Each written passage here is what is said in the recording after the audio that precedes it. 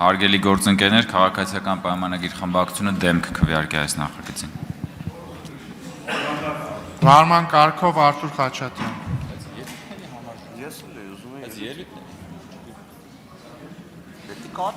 Սիրելի հայրենակիցներ, ձեզ խաբում են։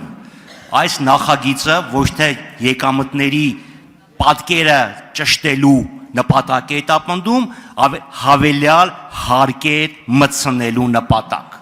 Ձեր կարծիքով կառավարությունը հետաքրքրասիրությունից դրդված է ուզում 300,000-ից ավել փոխանցումների մասին տեղեկություններ ստանա։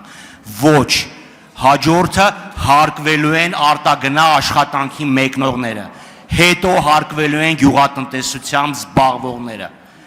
Այս օրենքը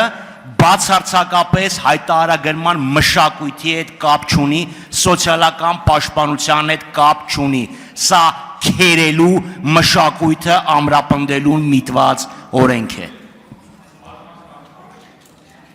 Վարման կարգով Վահագն Ալեքսանյան։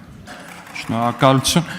Սիրելի քաղաքացիներ, ընդդիմության նպատակը մեկն է, այնպես անել, որ հնարավորինս քիչ քաղաքացի կարողանա օգտվել այն սոցիալական կրեդիտներից, որոնք որ այս նախաձեռնության բերումով հնարավորություն են ստանալ մեր քաղաքացիները։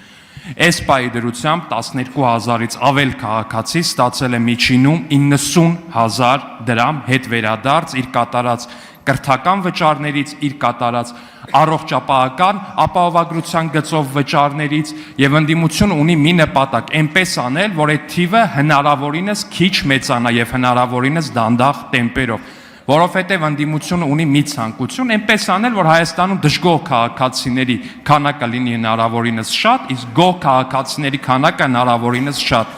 Դիմեք հայտարարագրման ծառայության, հետ ստացեք սոցիալական կրեդիտը միջինում 90,000-ի, շատ դեպքերում 100,000 դրամի չափով եւ մի լսեք այն մարդկանց, ովքեր տարատեսակ